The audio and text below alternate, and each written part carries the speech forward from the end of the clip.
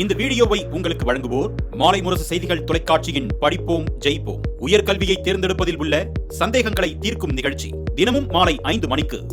வணக்கம். மாலை முரசு செய்திகளை விரிவாக பார்ப்பதற்கு முன் தலைப்புச் செய்திகளை பார்க்கலாம். 2026 சட்டமன்ற தேர்தலில் மு க ஸ்டாலின் மீண்டும் முதலமைச்சராக 77.83% பேர் ஆதரவு. லயோலா முன்னாள் மாணவர்கள் நடத்திய கருத்து கணிப்பில் தகவல்.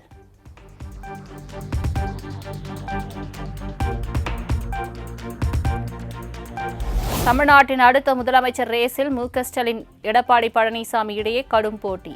இபிஎஸ் முதலமைச்சராக 73.30% பேர் ஆதரவு என லயோலா முன்னாள் மாணவர்கள் கருத்து கணிப்பு.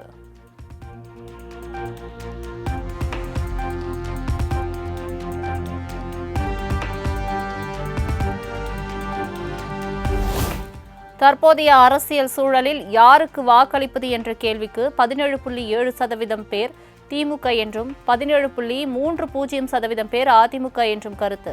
12.20% பேர் தாவேகா என்றும் 5% பேர் பாஜக எனவும் கருத்து.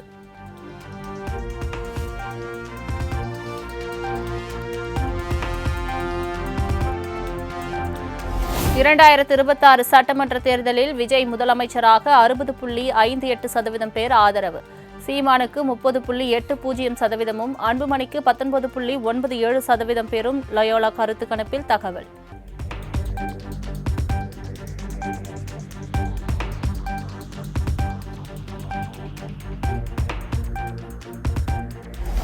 அரசு துறைகளில் லஞ்சம் ஊழலை கட்டுப்படுத்துவதில் திமுக அரசு மோசம் என 81% பேர் கருத்து. சட்டம் ஒழுங்கை பராமரிப்பதில் திமுக அரசு மோசமாக உள்ளதாக 72% பேர் மதிப்பிட்டுள்ளதாக லயோலா கருத்து கணிப்பில் தகவல்.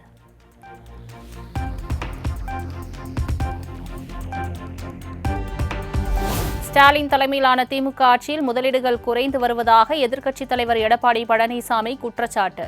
4 ஆண்டுகளில் அனைத்து துறைகளிலும் பின்னுக்கு தள்ளி கடன் வாங்குவதில் முதன்மை மாநிலமாக மாற்றியதுதான் சாதனை என்றும் சாடல்.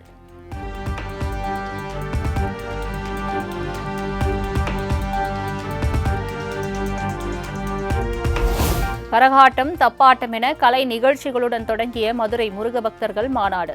பல்வேறு பகுதிகளில் இருந்தும் மாநாட்டு திடலில் குவிந்த லட்சக்கணக்கான பக்தர்கள். மதுரை முருக பக்தர்கள் மாநாட்டில் அதிமுக முன்னாள் அமைச்சர்கள் ஆர்.பி. உதயகுமார், செல்லூர் ராஜு, கடம்பூர் ராஜு பங்கேற்பு. பாஜக முன்னாள் மாநில தலைவர் அண்ணாமலை, தமிழிசை, பொன் ராதாகிருஷ்ணன் உள்ளிட்டோரும் பங்கேற்பு.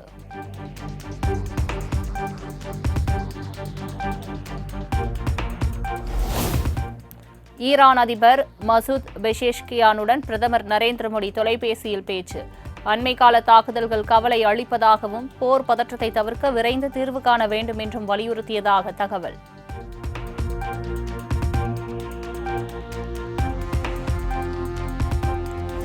ஈரான் மீதான அமெரிக்காவின் தாக்குதலை ஒருபோதும் மன்னிக்க முடியாது. தாக்குதலுக்கான பலனை அமெரிக்கா நிச்சயம் எதிர்கொள்ளும் என்றும் ஈரான் வெளியுறவுத்துறை அமைச்சர் அப்பாஸ் அரக்சி காட்டம்.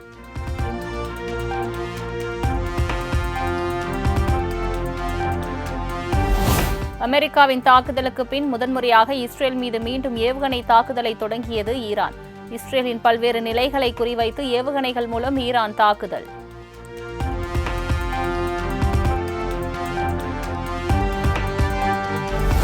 ஈரானின் supreme leader Ayatollah Ali Khamenei பதுங்கு குழிக்குள் வசிப்பதாக தகவல். இஸ்ரேல் கண்டுபிடிக்க முடியாத அளவில் கமேனியை சுற்றிலும் மின்னணு தகவல் தொடர்புகளை துண்டிக்க உத்தரவு.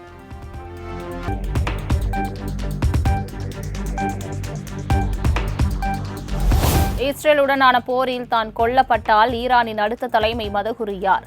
முக்கிய நபர்கள் 3 பேரின் பெயரை பரிந்துரைத்த கமேனி.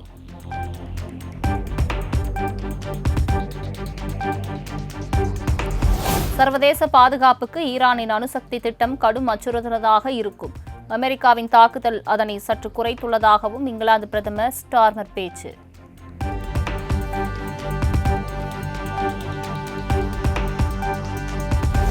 அமெரிக்காவின் அடுத்தடுத்த தாக்குதல்களை அடுத்து ஈரான் வெளியுறவுத்துறை அமைச்சர் அப்பாஸ் அரக்சி நாளை ரஷ்யா பயணம்.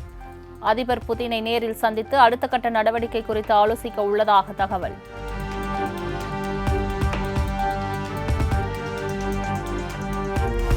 ஈரான் மீது தாக்குதல் நடத்தியதன் எதிரொலியாக முக்கிய நகரங்களை பாதுகாப்பு வளையத்திற்குள் கொண்டு வந்த அமெரிக்கா. ஈரான் ஆதரவு அமைப்புகள் எந்த நேரத்திலும் தாக்குதல் நடத்தக்கூடும் என்ற அச்சத்தால் பொதுமக்கள் பாதுகாப்பாக இருக்க அறிவுறுத்தல்.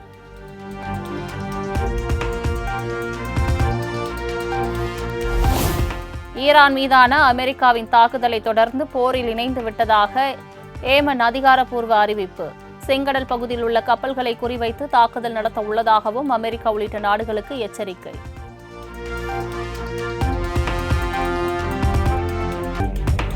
ஈரான் மீதான அமெரிக்காவின் தாக்குதலுக்கு பாகிஸ்தான் கடும் கண்டனம். அதிபர் டிரம்புக்கு நோபல் பரிசு வழங்க வேண்டும் என நேற்று பரிந்துரைத்த நிலையில் ஈரான் மீதான தாக்குதல் சர்வதேச சட்டங்களுக்கு எதிரானது என்றும் விமர்சனம்.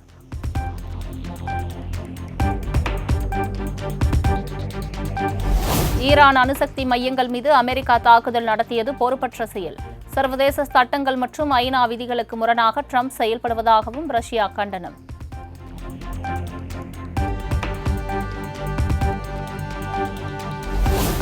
ஈரான் மீதான போர் கொடூரத்திற்கு விரைவில் முற்றுப்புள்ளி வைக்க வேண்டும்.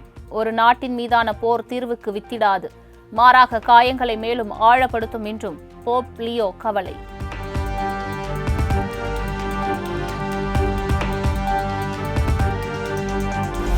போர் மேகம் சூழ்ந்துள்ள ஈரானிலிருந்து ஆபரேஷன் சிந்து திட்டத்தின் கீழ் 7வது விமானம் டெல்லி வருகை.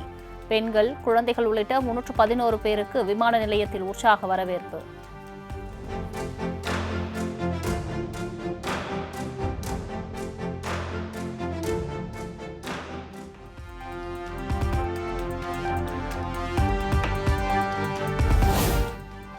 ஈரானிலிருந்து இதுவரை 1428 பேர் பத்திரமாக மீட்கப்பட்டுள்ளதாக வெளியுறவுத்துறை செயலாளர் ரந்தீர் ஜெய்ஷ்வால் தகவல்.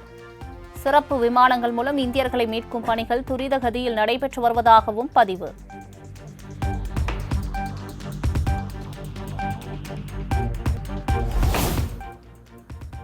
தமிழகத்தில் நாளை முதல் 5 நாட்களுக்கு இயல்பை விட 3 டிகிரி செல்சியஸ் அளவுக்கு வெப்பம் அதிகரிக்கும். சென்னை வானிலை ஆய்வு மையம் தகவல்.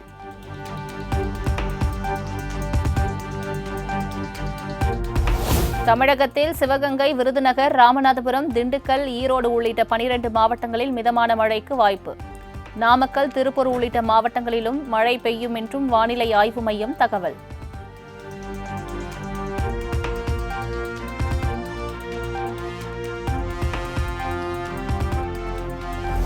நீலாங்கரையில் பல மணி நேரம் விஜய் வீட்டின் முன்பு காத்திருந்த நூற்றுக்கணக்கான ரசிகர்கள், கட்சி நிர்வாகிகள், தொண்டர்கள்.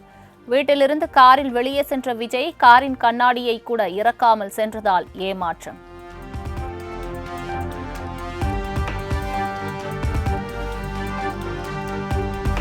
ஞாயிறு விடுமுறையை முன்னிட்டு திருப்பரப்பு அருவியில் குவிந்த சுற்றுலா பயணிகள்.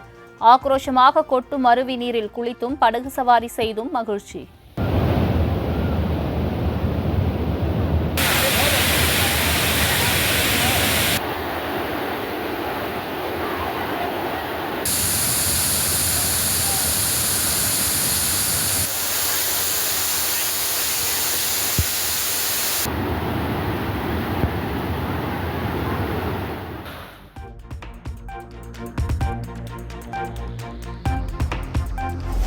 வார விடுமுறையொட்டி உதகைக்கு அதிக அளவில் வருகை தந்த சுற்றுலா பயணிகள். யுனெஸ்கோ அந்தஸ்து பெற்ற மலை ரயிலில் மகிழ்ச்சியுடன் பயணம் செய்த மக்கள்.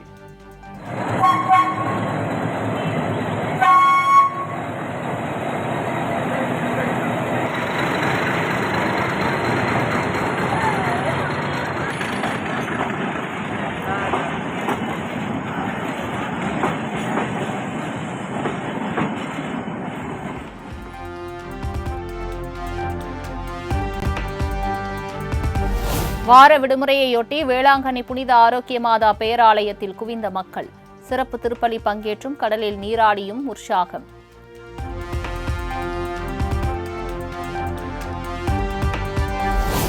மீன்பிடி தடைக்காலம் நிறைவடைந்ததை அடுத்து கோவை உக்கட மீன் மார்க்கெட்டில் குவிந்த மக்கள் கூட்டம். நெத்திலி, மத்தி, வவ்வால், செம்மீன் என வகை வகையான மீன்களை ஆர்வமுடன் வாங்கி சென்றனர்.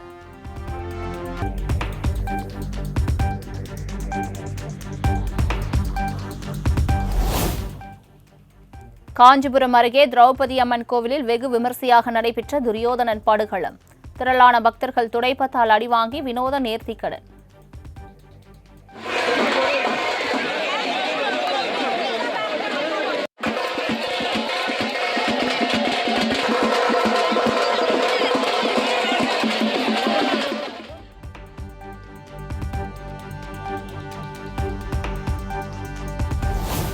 நடிகர் விஜய் தேவர்கொண்டா மீது தெலுங்கானாவில் SC/ST வன்கொடுமை தடுப்பு சட்டத்தின் கீழ் வழக்கு பதிவு. பழங்குடி மக்கள் குறித்து பட விழாவில் சர்ச்சைக்குரிய வகையில் பேசியதாக எழுந்த புகாரில் நடவடிக்கை.